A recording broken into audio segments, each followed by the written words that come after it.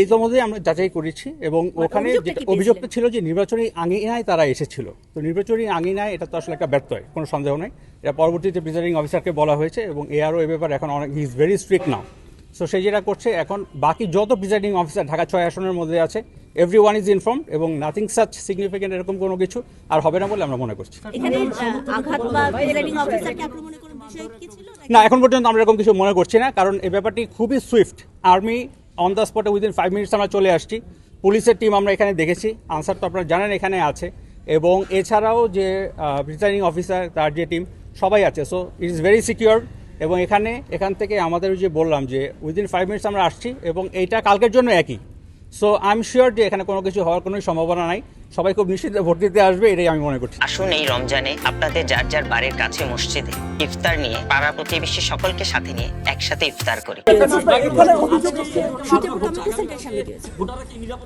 অবশ্যই, আমি তো সেটা অলরেডি আমার বলেছি দু একবার। হ্যাঁ, যে যারা যে প্রিজাইডিং অফিসার আছে সেও স্বীকার করছে যে ওখানে মারধরের সেও স্বীকার হয়েছে এবং ওখানে যারা প্রিজাইডিং অফিসার মধ্যে একটা মারধরের একটা ঘটনা ঘটছে। এই বিষয়ে আপনাদের বক্তব্য?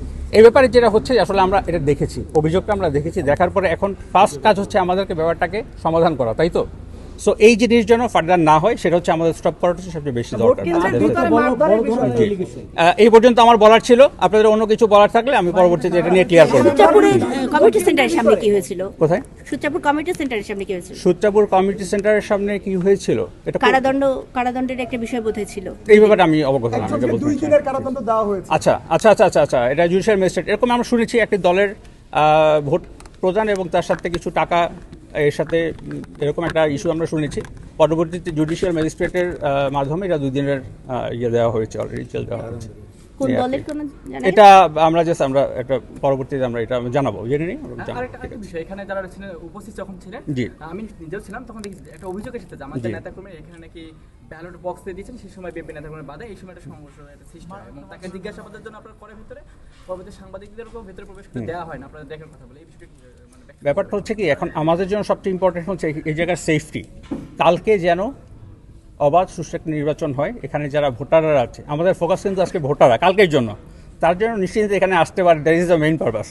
সো আমি অতটুকুই বলবো, আমরা এইভাবে কাজ করছি, ইনশাল্লাহ আপনাদের সহায়তা পেলে আমরা ইনশাল্লাহ কালকে খুব সুন্দর একটা নির্বাচন আমরা উপহার দিতে পারবো।